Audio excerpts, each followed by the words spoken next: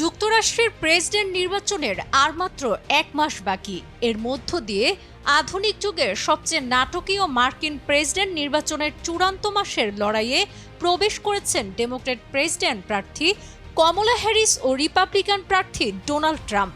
উভয় প্রার্থী সতর্ক করে বলেছেন, বিভক্ত মার্কিন জাতির ভাগ্য নভেম্বরের নির্বাচনের ফলাফলের ওপর ঝুলে আছে। হলিউডের যে কোনো ব্লকবাস্টার সিনেমার চেয়েও বেশি পট পরিবর্তন করতে দেখা গেছে 2024 সালের প্রেসিডেন্ট নির্বাচনে। প্রেসিডেন্ট জো বাইডেনের নির্বাচনী লড়াই থেকে সরে যাওয়া কমলা হ্যারিসের ডেমোক্রেটিক পার্টির মনোনয়ন পাওয়া এবং দুইবার হত্যা চেষ্টা থেকে সাবেক প্রেসিডেন্ট ডোনাল্ড ট্রাম্পের রক্ষা পাওয়া এর মধ্যে অন্যতম।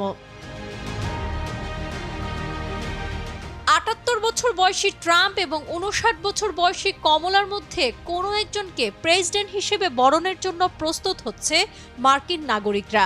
তবে ট্রাম্প নির্বাচনে না জিতলে 2020 সালের মতো বিশৃঙ্খলার পুনরাবৃত্তি ঘটতে পারে বলে আশঙ্কা করা হচ্ছে।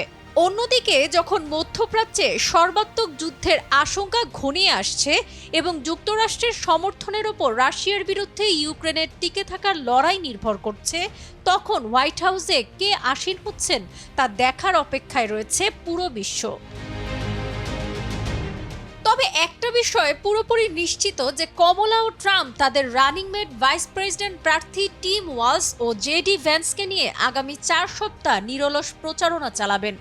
যুক্তরাষ্ট্রের ইলেকটোরাল কলেজ সিস্টেমের কারণে মূলত 7টি দোদুল্যমান অঙ্গরাজ্যে তীব্র প্রতিদ্বন্দ্বিতা হবে।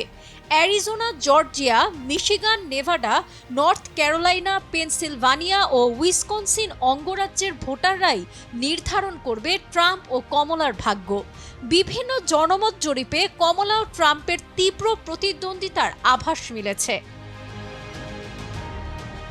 এসব সত্ত্বেও সম্পূর্ণ ভিন্ন দুটি দৃষ্টিভঙ্গির মধ্যে একটিকে বেছে নিতে হবে আমেরিকানদের।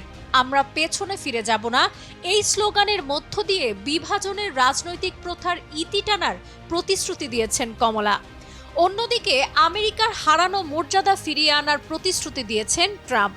বৈষম্যে জর্জরিত মার্কিন জাতিকে একমাত্র তিনিই উদ্ধার করতে পারবেন বলে ইঙ্গিত মিলেছে তার কথায়।